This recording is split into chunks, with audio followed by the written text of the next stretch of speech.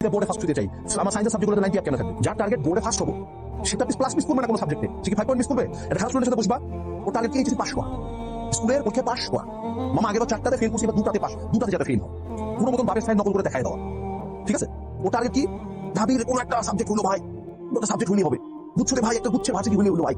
ওদের টার্গেট শুনবা কিন্তু এই জায়গায় মাটিতে টপারের কথা শুনবা ভাই, বুয়েট মেডিকেল ভাবে 3টাতে চান্স পেতে চাই, বুয়েটের সিএসসি পাইতে চাই, আমার এইচএসসি বোর্ডে ফার্স্ট হতে চাই, আমার সায়েন্সের সাবজেক্টগুলোতে 90 আপ কেন থাকবে? এদের গোল লেভেলটা স্ট্যান্ডার্ডটা অনেক উপরে, অনেক উপর লেভেল চিন্তা করো।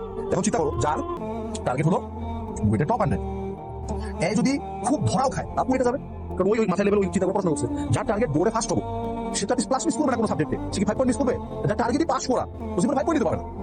কোথায় আছে না, shoot for the stars you may land on the moon. তুমি যদি সূর্য টার্গেট করে দৌড় দাও তত সান পর্যন্ত যাবা, তোমার টার্গেটই হলো যে পৃথিবীর পৃষ্ঠ থেকে 500 কিলোমিটার দূরে মাত্র, তাই তুমি 500 যাবা না, 250 পর্যন্ত যাবা। মনে রাখতে হবে, you will never outrun your highest aspiration. তুমি তোমার জীবনের সর্বোচ্চ স্বপ্নটা দেখছো, তুমি এটা কখনো ক্রস করতে পারবে না, তুমি নিচেই যাবো। তোমার হাইয়েস্টটা যাতে এমন জায়গায় হয়, এমন লেভেলের একটা কম্পিটিশন হয়, এমন জায়গায় স্বপ্ন তুমি যাতে দেখো, তুমি যদি সবচেয়ে সর্বোচ্চ চেষ্টা দাও, এমন একটা জায়গায় যাবা যেটা বাকি মানুষদের একদম লাগে। ঠিক আছে, তো কনফিডেন্স গেমটা কিন্তু খুব ভয়ানক। তুমি দেখবা যে যারা লাইফে ভালো করে ও সব সেগমেন্টে ভালো করছে, যে পড়ার চান্স পাচ্ছে সে সব জায়গায় চান্স পাচ্ছে, যে পড়ার ভালো চান্স করতেছে সব সাবজেক্টে ভালো।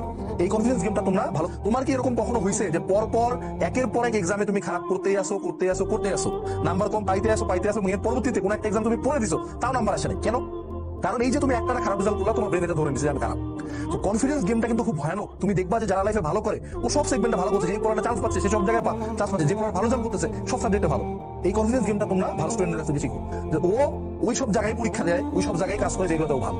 তো তুমি যেটা করবা, আপাতত এমন কোনো কোচিং এক্সাম প্ল্যাটফর্ম কোনো জায়গায় যাবা না যে জায়গায় তুমি গেলে মারা খাবা, গেলে তুমি বাকিদের চেয়ে পিছিয়ে যাবা, গেলে তুমি কম নাম্বার পাবো। দেখি কে কল দিতেছে, করতে হবে যে আমরা কনফিডেন্সটা দেখাবো কেমনে, যেই প্রসেসে হারাইছি। অর্থাৎ আমি যখন এক্সামে নাম্বার কম পাই কনফিডেন্স হারাইছি, এক্সামে নাম্বার ভালো পাই কনফিডেন্সটা দেখাবো। অর্থাৎ এমন কোনো কোচিং এক্সাম দিতে পারো যেখানে তুমি ভালো স্টুডেন্ট, এমন ইজি কোশ্চেনে, এমন কোনো কোশ্চেনে এক্সাম দিতে পারো যে কোশ্চেন ইজি, এরকম করে কিন্তু কনফিডেন্সটা ব্যাক আসবে। কনফিডেন্স ব্যাক না আসার একটা বড় রিজন আছে নেগেটিভ পিপল। তোমার আশপাশে সব ফ্রেন্ড, বাপ মা ভাই বোন টিচার সবাই তোমার খারাপ ছাত্র পড়িস না, কি করবি, চান্স পাবি না, এমন।